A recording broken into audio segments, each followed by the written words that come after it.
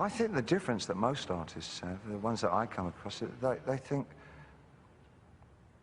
tend to think our opinions are a lot more important than other people's in some way. That often we feel as though we have the key to something.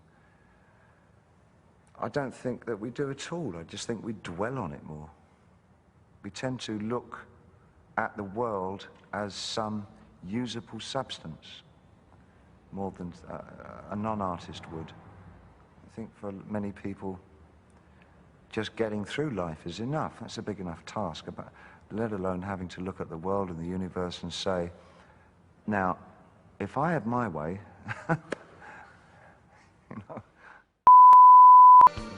the way that I work, I will either be extraordinarily accepted, or otherwise I reach a point where I've got 7 people listening to what I do.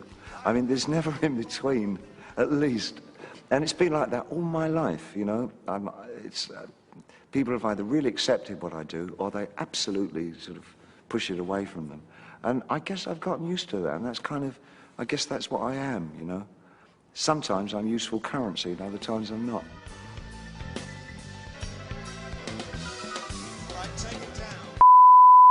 I guess it's all about communication in some ways. How do you communicate those deepermost feelings that are probably fairly hard to articulate?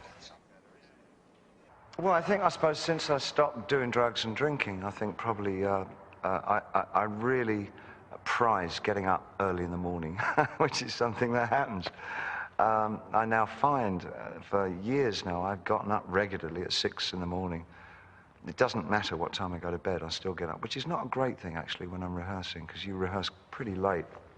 But I still get up at 6. I enjoy the fact of seeing the light come up with me, and then utilizing the daylight and what it brings, and the kind of message that it brings. It's a different message from when you're living in twilight hours, and things get very symbolic representationally. If you live through the twilight hours and the early hours of the morning, there's a shadow to your life all the time. Psychologically, you're in the dark as well as physically in the dark. And it's something that I find very uplifting and optimistic and creative about working and being very much in the daylight. It's going to affect me, whether I like it or not. I'm going to be pained by the people that don't like it, and I'm going to be bolstered by people who do like it. What it won't do is change the way that I work, which is probably the most important thing. But whatever I hear, and people will insist on sending me any criticism, I'll get over it fairly quickly. I'm not thick-skinned, but I'm not thin-skinned either. But I've gotten used to the fact that you just can't please all the people all the time.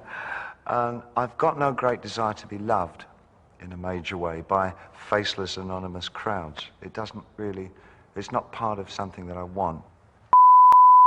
Yes, never play to the gallery.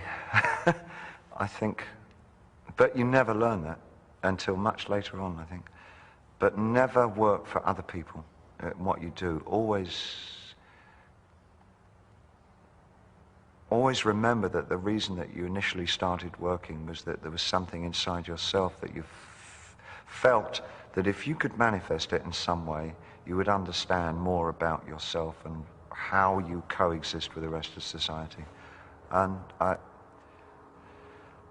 I think it's terribly dangerous for an artist to fulfill other people's expectations. I think they generally produce their worst work when they do that. And the other thing I would say is that if you feel safe in the area that you're working in, you're not working in the right area. Always go a little further into the water than you feel you're capable of being in. Go a little bit out of your depth. And when you don't feel that your feet are quite touching the bottom, you're just about in the right place to do something exciting.